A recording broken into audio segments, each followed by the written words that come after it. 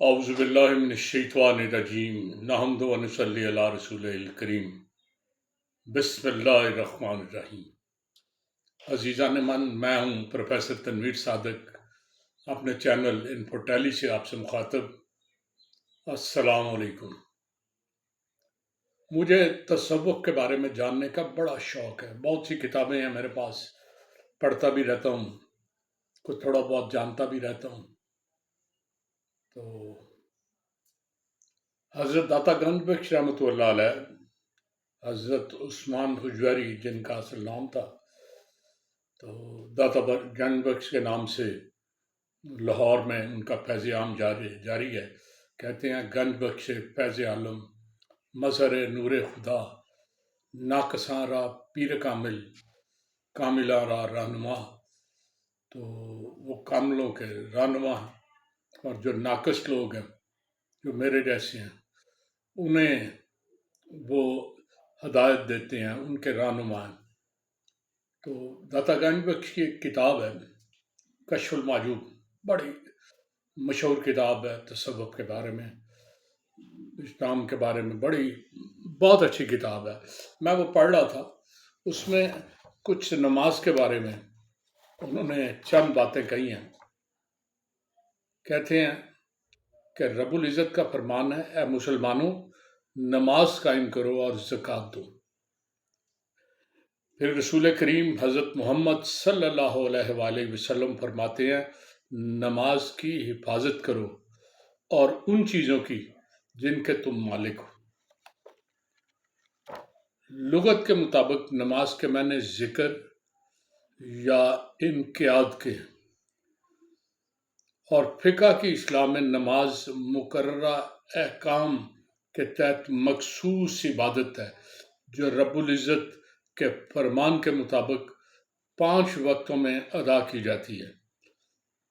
نماز کی فرضیت کے لیے سب سے پہلے اس کا وقت میں داخل ہونا، یعنی جب نماز کا وقت ہو اس وقت پڑھنی ہے۔ یہ نہیں کہ آپ کہیں فجر کی نماز ہے تو دوپہر کو پڑھ لی، دوپہر کی نماز ہے تو شام کو نہیں۔ وہ جب اس کا وقت، جب وہ داخل ہوتی ہے اس وقت میں، جب اس کا وقت شروع ہوتا ہے اس وقت اس کو پڑھنا ضروری ہے۔ نماز کی شرائط میں سب سے پہلی شرط طہارت، پاکیزگی، جو ظاہری طور پر ناپاکی سے اور باطنی طور پر کسی خواہش اور لذت سے پاک ہونا۔ دوسری شرط جو ہے لباس کی پاکی ہے۔ ظاہری طور پر لباس پہ کوئی نجاست نہیں ہونی چاہیے، کوئی گند نہیں لگا ہونا چاہیے، اور باطنی طور پر اس طرح کہ وہ لباس حلال ذرائع سے آپ نے حاصل کیا ہو۔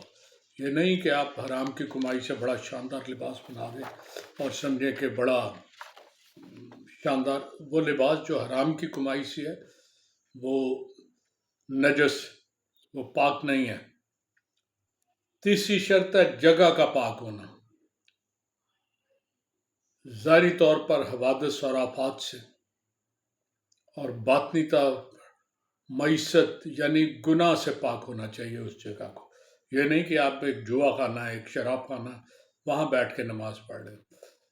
پاک جگہ، صاف ستھری جگہ پہ نماز پڑھنی بڑی ضروری ہے۔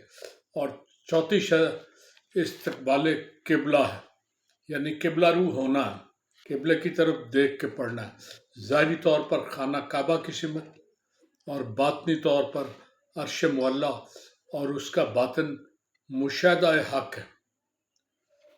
5ویں شرط قیام ہے، کھڑا ہونا ہے۔ ظاہری طور پر کھڑے ہونے کی قدرت، یعنی آپ کھڑے ہو کے نماز پڑھتے ہیں، اور باطنی طور پر مرتبت الہی کے باغ میں قیام۔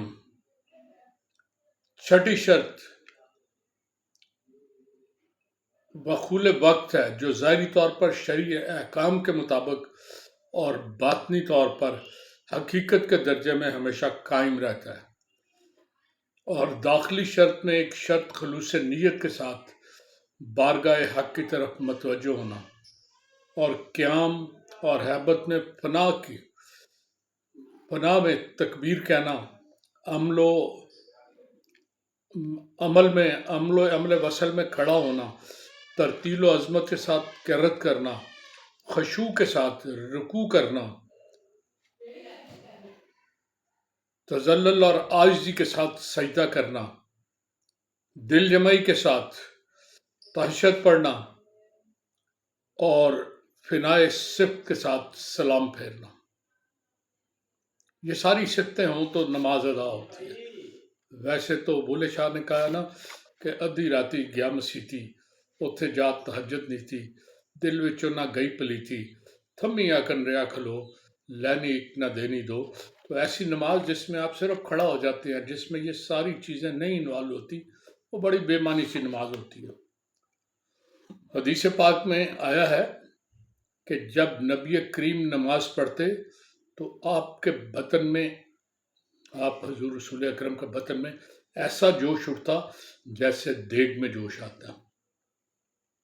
امیر المومنین حضرت علی کرم اللہ وجہہ جب نماز کا ارادہ فرماتے تو ان کے جسم پر لرزہ طاری ہو جاتا اور فرماتے اس امانت کو ادا کرنے کا وقت ہو گیا ہے جس کا بار زمین اور آسمان دونوں اٹھانے سے عاجز رہے تھے.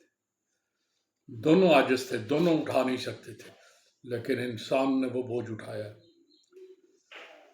ایک بزرگ فرماتے ہیں، ان کا نام تھا حضرت حاتم اسم. ان سے کسی نے پوچھا کہ آپ نماز کس طرح ادا کرتے ہیں؟ انہوں نے فرمایا، جب نماز کا وقت آتا ہے تو ایک ظاہری وضو کرتا ہوں، دوسرا باطنی وضو.